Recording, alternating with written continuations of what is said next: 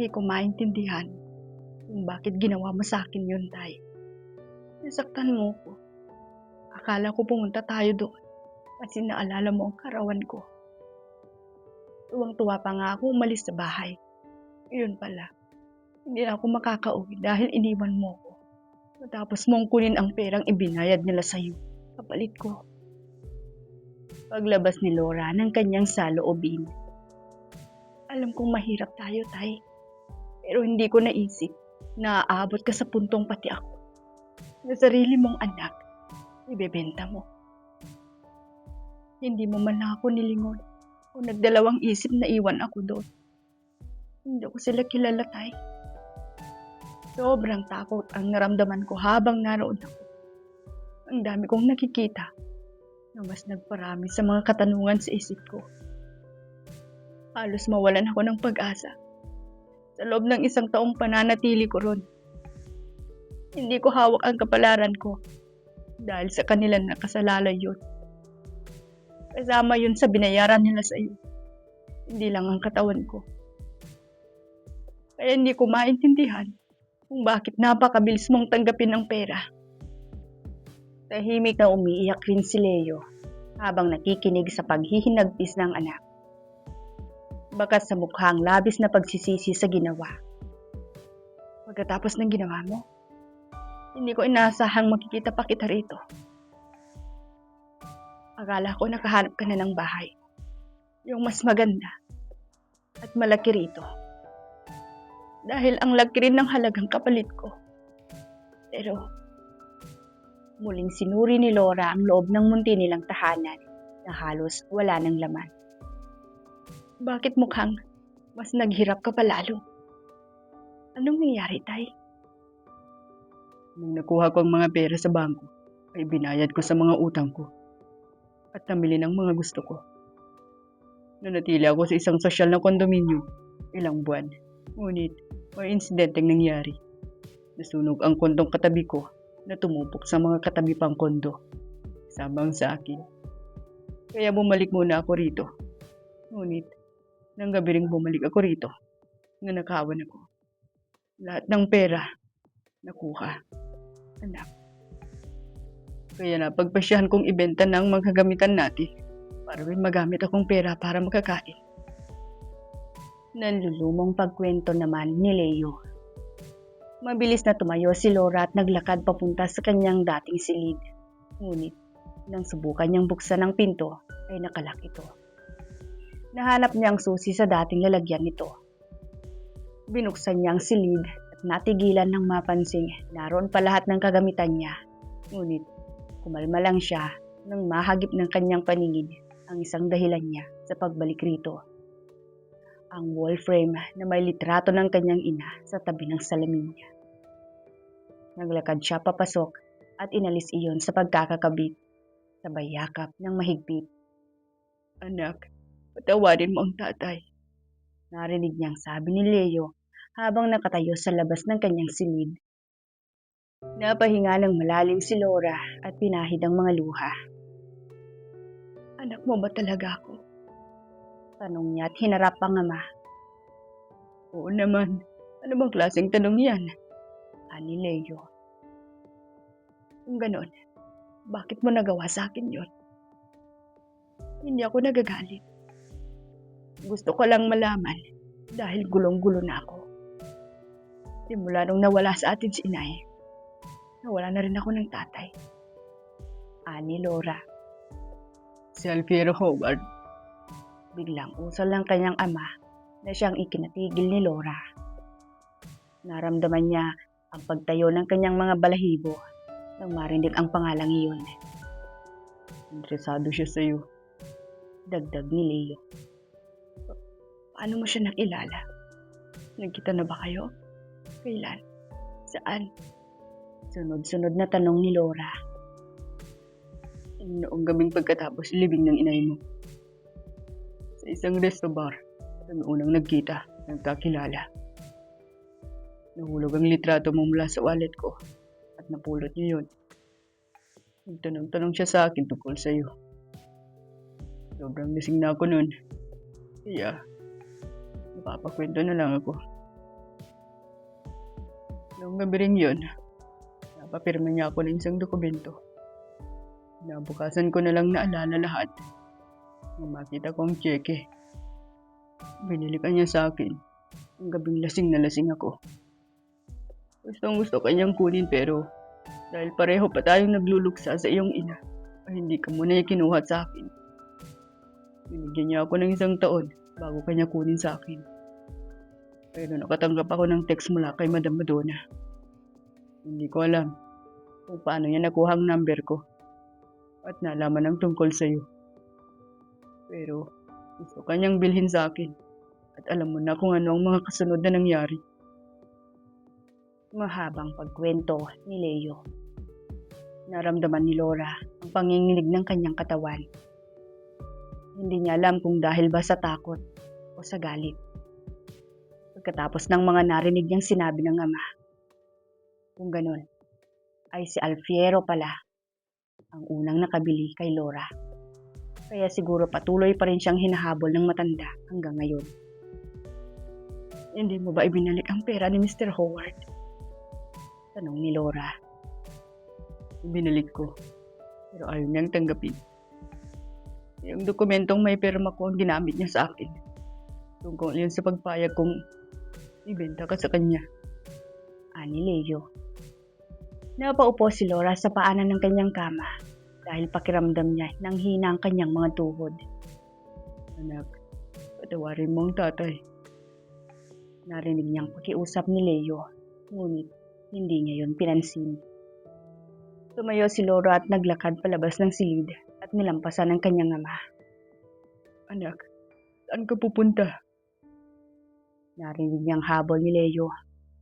Humigpit ang kapit ni Laura sa picture frame ng kanyang ina. Kailangan ko nang umalis, tay. Tama na siguro ang mga narinig ko. Nag-iwan siya ng dalang pera sa sirang upuan at mabilis na naglakad palabas ng bahay. Naroon pa rin si Kiyot. Tara na Kuya Kai, umuwi na tayo. Tapos na ako rito. Kanina pa'y handa niyang patawarin ng ama. Ngunit dahil sa mga narinig ni Laura, ay mukhang mahihirapan na siyang muling pagkatiwalaan pa ito. Bumalik sila sa sasakyan at tahimik lang ang naging biyahe pabalik sa mansyon ni Alfir. Pagpasok ni Laura, ay mukha agad ni Alfir ang bumungad sa kanya na bahagyang nagpagaan sa bigat ng kanyang nararamdaman. Hey, where have you been? Tanong ng lalaki pagpasok niya. Sa bahay. Kinuha ko lang ito. Ipinakita niya ang picture frame ng kanyang namayapang ina. Natahimik si Alfir at pinagmasdan lang siya ilang saglit. Ang mga mata nito ay mapanuring nakatingin kay Laura na parabang binabasa pa nito ang mga pilit ikinukubli. Let's talk it over. A drink. Would you like to have? Usal ni Alfir. Bumagsak ang balikat ni Laura dahil hindi talaga nakaligtas sa mga mata ni Alfir ang dinadala niya. Ako nang magtitimpla. Ano ba ang gusto mo? Bahagyang umiti si Laura kay Alfir. Umiling naman ang lalaki. I'll do it. Does hot chocolate sounds good to you? Napatango naman si Laura. Alright. Please have a seat and wait for me. I'll be back in a bit. Pinanood lang ni Laura maglakad palayo si Alfir hanggang sa mawala ito sa kanyang paningin. Kasabay nito ay unti-unti ring nawala ang ngiti sa kanyang labi at itinunang atensyon sa sahig. Nakabahan siyang sabihin kay Alfir dahil hindi niya alam kung paano ito magre-react kapag nalaman na si Alfiero talaga ang naunang nakabili sa kanya. Kaya hindi sila nito tinitigilan. She's too preoccupied that she did not even notice Alfir's return. Take a sip first. Usal ni Alfir at naupo sa tabi niya. Pagkatapos ilapag sa side table na nasa tabi ng upuan ni Laura ang isang mug ng hot chocolate. Hawak-hawak naman ito ang inumin na sa tingin ni Laura ay kape ang laman dahil sa aroma. Salamat.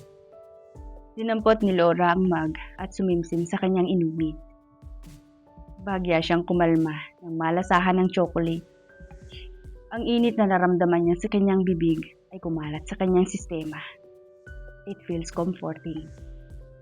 Tahimik lang si Alfie habang pinapanood ang bawat galaw niya. Hinihintay na si Laura na mismo ang magkwento sa nangyari. Nakailang simsim pa si Laura bago siya naglakas ng loob para ikwento ang nangyari. Magang natapos ang interview namin sa lugar. Malapit at nadadaanan namin pa uwi ng dating tinitirahan ko. So I asked Kuya Kai to drop by para kunin itong litrato ni Inay at tingnan na rin ang kalagayan ng dating bahay namin. Hindi ko inaasahan niya makikita ko pa ron ng Itay. Nagkausap kami. Nalaman ko na naibenta niya ako. Tapos ilibing ang Inay. Nagkakilala sila ng iyong ama noong gabing yon sa isang resto bar. Nagbago ang facial expression ni Alfie dahil sa narinig. Tila mas naging seryoso pa ito nang mabanggit ni Laura ang tungkol sa ama ni Alfie. She looked into his eyes. Siya ang unang nakabili sa akin. Alfie, nabili niya ako kay Itay bago pa man ako muling ibinenta ni Itay kay Madam Madonna. Kaya siguro ayaw niya akong tigilan dahil gusto niya akong kunin. Alfie, he seems mad. How much did he pay to your father? Nagkibid balikat si Laura. Hindi niya nabanggit at hindi ko na rin naman tinanong pa. Napatango ko naman si Alfie. I'll war him some money then. Natigilan si Laura. What for? He looked at her dead in the eye. To acquire from him. I won't let him take you. Nay, I swear, he ain't going to have you. These words make her feel safe and protected once again. She instinctively gave him a hug at naramdaman niyang natigilan si Alfie nang yakapin niya ito. His body remained immobile as her embrace last. Nang natauhan, ay mabilis siyang napabitaw sa lalaki at napayuko. He silently scolded herself mentally by her propensity. Binalingan niya ang lalaki nang marinig niyang natawa ito. But he covered his mouth by sipping from his cup of coffee. Still, his eyes are on her. Pabiro na lang na umirap si Laura para makaiwas ng tingin. Dahil parang nanunukso ang mga mata ni Alfie. Inubos na lang niya ang kanyang hot chocolate. Rest well, Lay. Dinig niyang pahabol ni Alfie nang magpaalam siyang magpapahinga muna. Bitbit niya sa kanyang silid ang picture frame ng ina. Inilagay niya yon sa bedside para madali lang makita. Nay, naging magulo ang buhay ko simula nung mawala ka. Kung buhay ka siguro, hindi naman naabot sa ganito ang mga pangyayari. Siguro masaya pa rin tayo ni Itay. Hindi natin gaano ramdam ang kahirapan, ang bigat ng buhay. Kausap ni Laura sa litrato ng ina at napabuntong hininga na lang bago napagpa siyang magbihis at ibagsak ang sarili sa higaan at nakatulog. Busy ang lahat sa school dahil sa research at iba pang schoolworks.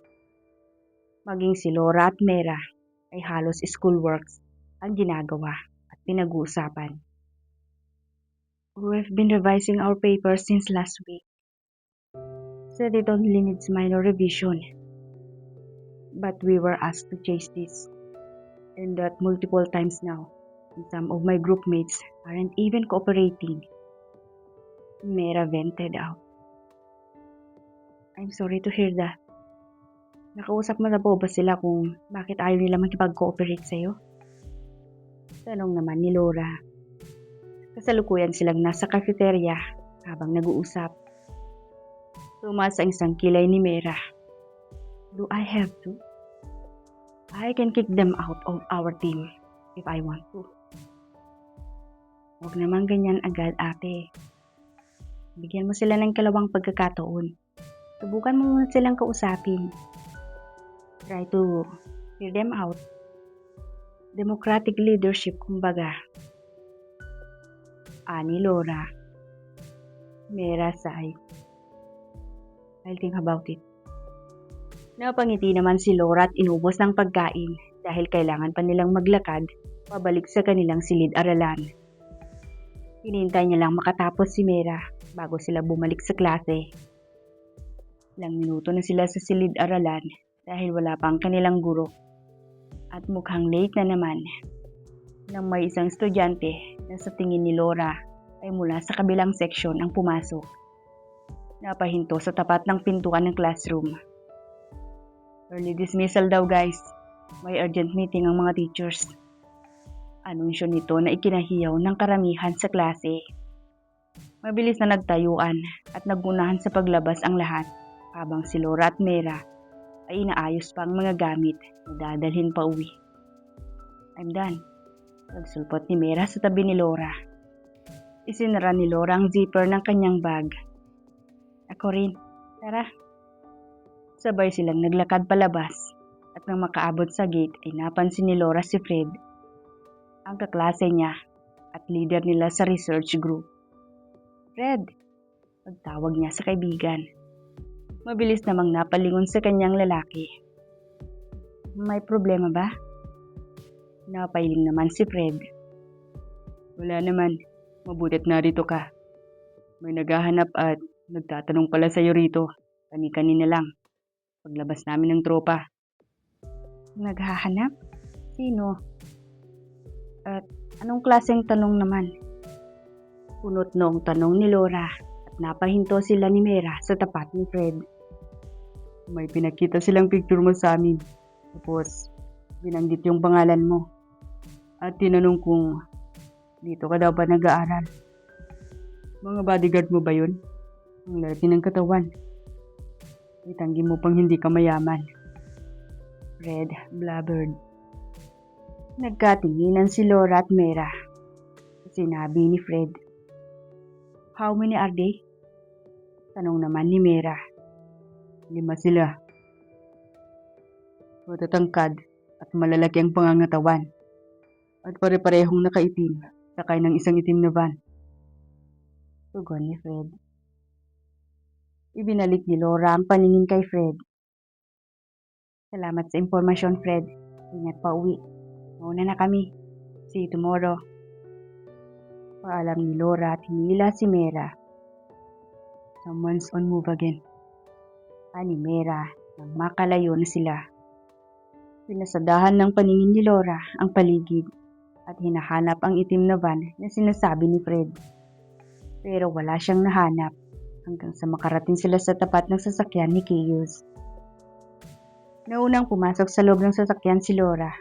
Sabay na pumasok sila Mera at Keyos. Could it be Alfero again? Tanong naman ni Keyos. Nang ibahagi ni Mera ang nalaman nila mula kay Fred. He's the only one I can think of at that moment. Sang-ayon ni Mera. Napatango rin si Laura dahil wala na rin namang ibang naghahabol sa kanya maliban kay Alfiero. Natahimik ang lahat. Iisa lang ang iniisip.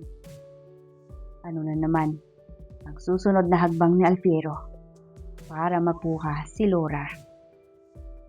Abangan ang karugtong